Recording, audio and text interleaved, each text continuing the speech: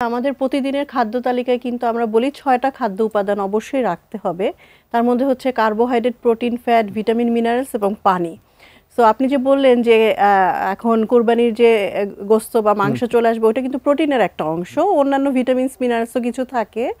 So আপনি যদি একতরফা হচ্ছে গিয়ে খুব বেশি পরিমাণে খেয়ে ফেলেন, অবশ্যই এটা হেলথ হ্যাজার্ড তো থাকবেই, এবং পরিমাণটা জানাটাও খুব জরুরি। হ্যাঁ, এবং যাদের আসলে আগে থেকেই কোনো ধরনের শারীরিক সমস্যা ছিল, ডায়াবেটিক বা hypertension, fatty liver, cholesterol level high, তাদের ক্ষেত্রে তো আসলে এই পরিমাণটা আরও বেশি কমিয়ে আনতে হবে, এবং রান্নার পদ্ধতিটাও একটু সিস্টেম ভিন্ন করতে হবে। এবং আনুষঙ্গিক আমরা সাইডে যেসব সাইড ডিশগুলো খাই আর কি, সেটাও আমাদের বিবেচনায় আনতে হবে যাতে একটু হেলদি প্রসেসে আমরা খেতে পারি। এটা একটা বিষয়। যেমন যদি মাংসের কথা বলি, প্রতিদিন আমাদের প্রতি বেলায় কিন্তু আসলে 70 থেকে 80 গ্রামের বেশি আমাদের খাওয়া উচিত না প্রোটিন। হ্যাঁ, তো সেই ক্ষেত্রে কিন্তু আমরা কিন্তু অনেক 2-3 টুকরার কথা বলি, আমরা তো ওর চেয়ে আরও বেশি খাচ্ছি, আবার পায়া খাচ্ছি যেটা আমরা বলছি। হ্যাঁ, তো সেখানে তো অনেক কোলেস্টেরল বেশি, তো সেটাও কিন্তু আমাদের শরীরের জন্য হেলদি না। এবং সাথে আবার যখন পরোটা খাবো, পোলাও খাবো, তখন কিন্তু এটা ক্যালোরির চাহিদা অনেক বেশি আমাদের ইন টোটাল আসছে। তো একজন প্রাপ্তবয়স্ক যদি 2000 কিলো ক্যালোরি দরকার হয়, তো এখান থেকেই দেখা যাচ্ছে এক বেলাতেই উনি 2000 কিলো ক্যালোরি নিয়ে নিচ্ছেন। সো এক্সট্রা যে ক্যালোরিটা তার বডিতে থাকবে, অবশ্যই তো ওইটা হজম হয়ে ফ্যাটে কনভার্ট হবে, এবং দেখা যাবে এক সপ্তাহ পরে তার ওজন অনেক বেশি বেড়ে গেছে।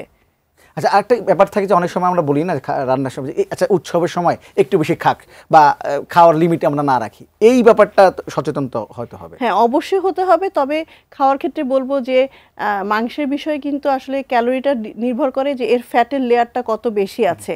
সো আমরা ফ্যাট ফ্রি যদি ভাবে করতে পারি সেটা, এবং ওই অংশটা যদি খাই, তাহলে কিন্তু কিছুটা আমরা সেফ থাকতে পারি। আবার সাথে হচ্ছে গিয়ে আলু বা মাটির নিচে যে সবজি, সেটা যদি না দিই, তাহলে ক্যালোরিটা কিন্তু কমিয়ে আনতে পারি। যেমন ভেজিটেবল দিয়ে আমরা এটা রান্না করতে পারি। মাঠের অলরাউন্ডার আমি, আর ঘরের allrounder Tylox. Tylox toilet cleaner, clean মানেই টাইলক্স। এই মাংসটা রাখার মানে কত প্লাস্টিকের মুড়ে হয়তো মাংসটা রেখে দিচ্ছে, মাংস রাখার মানে সাবধান হতে হবে কিনা আপনার কি মনে হয়? অবশ্যই, কারণ হচ্ছে যেহেতু এখানে ব্লাড থাকে, এবং ব্লাড কিন্তু ঠিকমতো প্রসেস না করলে কন্টামিনেশন হওয়ার চান্সটা সবচেয়ে বেশি থাকে। এবং অনেকে শুধু ডিপে যারা রাখে তাদের একটা বিষয়, আবার অনেকে কিন্তু হচ্ছে নর্মাল ফ্রিজ যেটা আছে ওটা ডিপেও রাখে। সো ওখান থেকে আবার হচ্ছে নর্মাল যে খাবারগুলো আছে সেখানেও কিন্তু সংক্রামক হতে পারে। তো সেক্ষেত্রে বলতে হবে যে আমাদের দেশে একটা নিয়ম হচ্ছে যে বড় বড় পলিথিনের মধ্যে আমরা হচ্ছে মাংসগুলো সংরক্ষণ করি, এবং যখন উঠাই ওটা পানির মধ্যে ভিজিয়ে রাখি বালতির মধ্যে, ওখান থেকে যতটুকু লাগে সেটা নেই। ওটা না করে আমার পরামর্শ থাকবে যে ছোট ছোট আপনার একবেলায় আপনি যতটুকু করবেন বা একদিনে আপনার যতটুকু দরকার হবে সেভাবে র্যাপিং করেন, করে হচ্ছে জাস্ট ওটা বের করে একবারই হচ্ছে করেন। আর আমরা কি করি, পানির মধ্যে ভিজিয়ে রাখি। ওটা না করে আপনি নর্মাল টেম্পারেচারে রেখে দেন, ওটা এমনিই খুব তাড়াতাড়ি কিন্তু হবে। আর খুব তাড়াতাড়ি যদি দরকার হয়, তাহলে অবশ্যই ফ্লো পানি যেটা আছে সেটার নিচে আপনি পলিথিন যেটা মুড়ানো থাকবে ওভাবেই রাখবেন। কারণ আমরা যদি শুধু মাংসটা পানির নিচে দিই, তাহলে এখানে কিন্তু ওয়াটার সলিউবল যে ভিটামিনগুলো আছে অনেক কিন্তু লস হয়ে যায়।